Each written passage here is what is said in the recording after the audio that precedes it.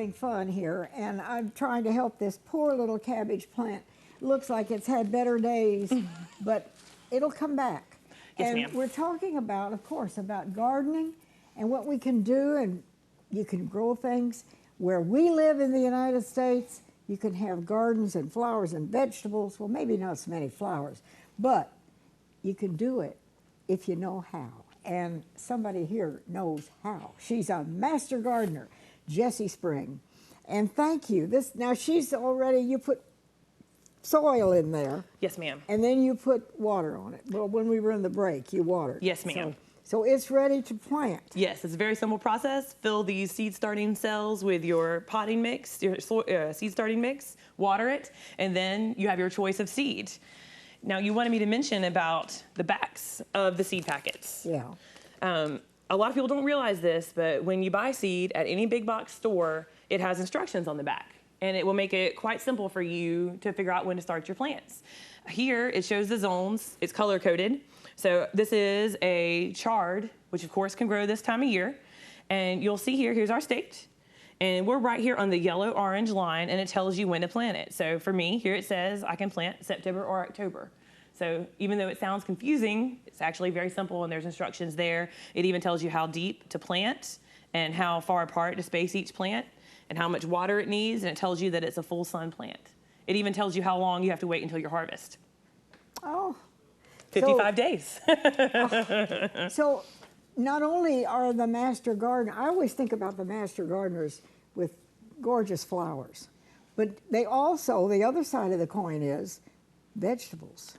Yes, ma'am. We all tend to have our specialties, and you know there are ladies that and men that do perennial borders and butterfly gardens, but I've chosen to specialize in vegetables. It's just what I've always loved, and if I'm going to work that hard, it would be great to feed my family. There's nothing tastes like something that you just pull out of the garden and eat.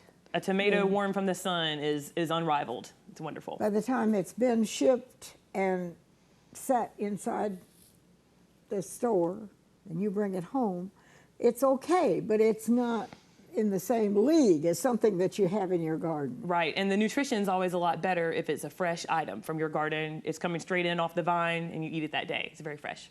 That's even better. Yes, ma'am. Okay, all right. So would you like to see how to start some seeds? Yes, I want to see what you're doing. Now this little, we tipped this up and show, during the break, it had soil in all these little crevices, and then you put water in, and it's heavy, so you've got a lot of water in there. Yes, ma'am, and I'll drain it out, and I'm making you a little trick here.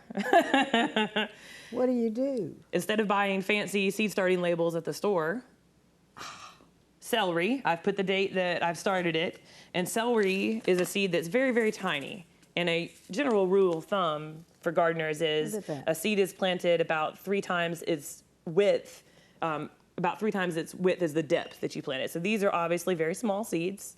So we're just gonna generously sprinkle a little bit into each cell. Now, if you're an experienced gardener and you're watching this, I know you're judging me right now because I'm putting so many, but these seeds are old. And well, it looks like you didn't put it. I would have put all that in there. Well, it'll tell you what to do on the seed packet in general, and for that, I'm just putting a little bit and hoping that I'll have at least one germinate in each cell. And then I have my seed starting mix, and I'm going to put a very light sprinkling, just a little bit. This is something you can buy. You didn't make this. This is store-bought. This. And you can buy your own if you choose to. Just for simplicity's sake, I thought I'd bring a small bag today and not worry about that in your show. And there you are, ready to grow. If I were at home and I was ready to start these, I'd cover them up. And obviously, we've only planted 1 row, but I've got plenty of other seeds. So you would plant the whole thing and then cover it up? Well, I don't want that much celery in my garden, so I would plant maybe 2 rows of celery, and then a good amount of broccoli and maybe some cauliflower. And that's the good thing about this. I know how much celery my family eats. I know how much broccoli they eat, and I can choose. All right, now, you cover it. Yes, this will hold the moisture in, and it keeps the seeds. And how long do you leave it like that? Great question. You watch this, and as soon as you see the first sprouts germinate, you vent it.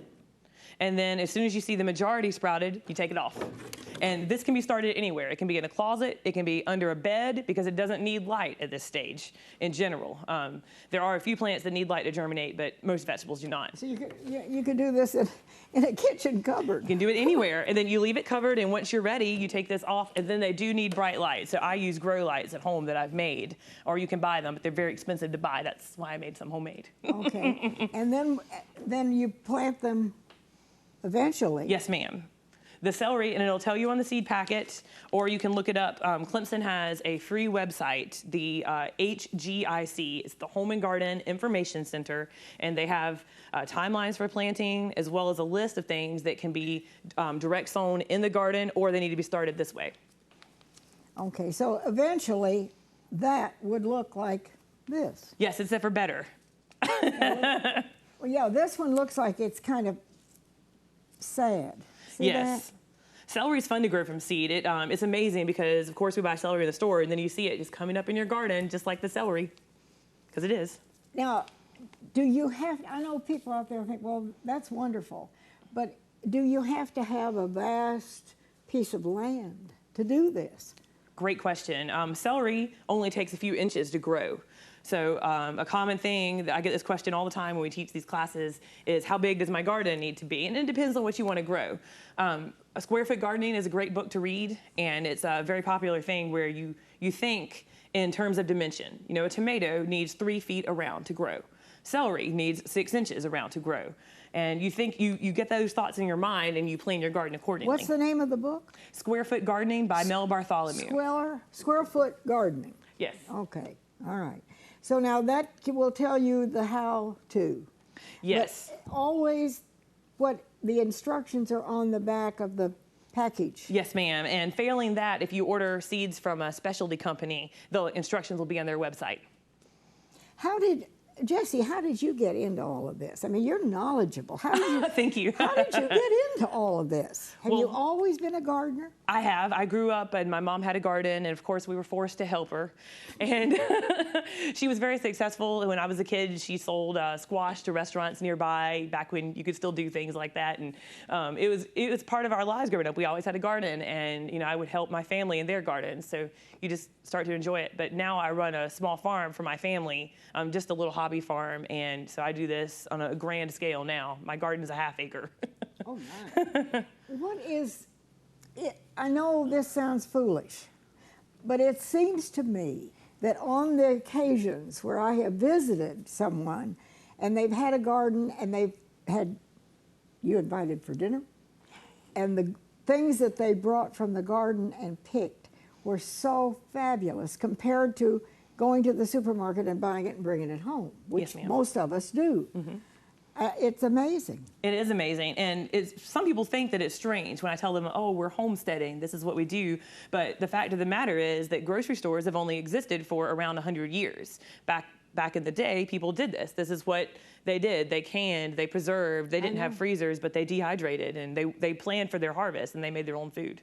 And they did canned Yes, things. ma'am. And of course, the advantage to that is that you know what's in it. Yes, it ma'am. isn't full of preservatives. And it's delicious. There's nothing better than a fresh tomato, but the second best is that canned tomato that you made yourself. But a lot of people, while they may think that would be one, they don't have the time anymore to do that. Right. And it is time consuming. Canning is time consuming, and it's something that you have to really want to do. And it's difficult for me to make time to do it, but once you've had that canned tomato, you're ruined for life. So you have your own garden, and then you can or Yes, ma'am. preserve for your family from that garden. Yes, ma'am. We love it. That's wonderful. Thank you. And tell me a little bit more about the master gardeners. If somebody out there is interested, there are master gardeners all over, right? Yes, ma'am. Each state has a university that trains master gardeners. For us, it's Clemson. And right now, they're actually accepting applications if you're interested in becoming a master gardener.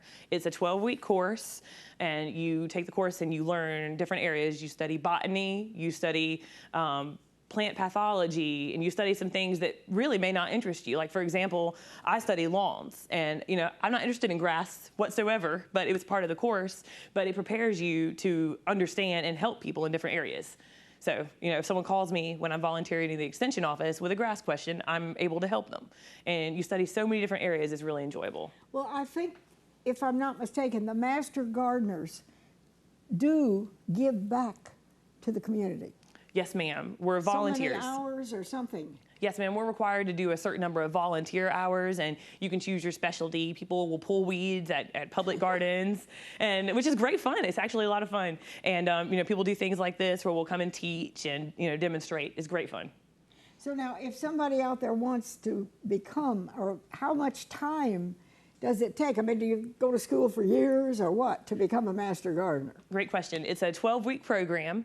Okay. And so I believe, if I'm not mistaken, every other year it's offered either at night or during the day. Okay, so you can look at that. Clemson University Yes, offers ma'am. this Yes, in ma'am. our And area? and there's an online course as well they've just started doing too.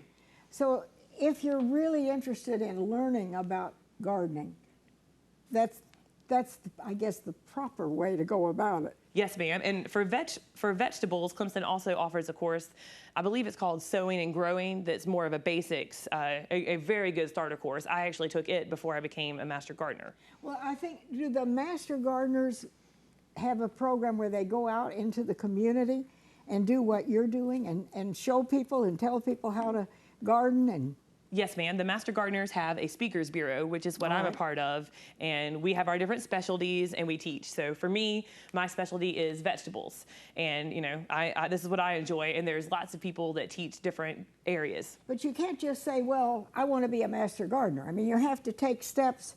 It's like getting a degree. Then you finally have arrived and you are a master gardener for the rest of your life. Yes, ma'am. You take the 12-week course, and then there's a big exam at the end, and we have a graduation and everything. But it sounds like something very worthwhile, and you It's give wonderful. back to the community. Yes, ma'am. And I know you're going to take these poor little creatures home and make them well. Yes, we'll try. Well, on behalf of our master gardeners here in South Carolina, it's been a privilege to have Jessie Spring with me and to learn. I'm not a gardener, and I learn how simple it really is to do basic things. Yes, ma'am. You've given us all an inspiration. Thank you. You're wonderful, Miss Peggy. Come back. Thank you. Okay, and wherever you are, we wish you happiness and stay well and eat fresh fruits and vegetables. And we'll see you next time.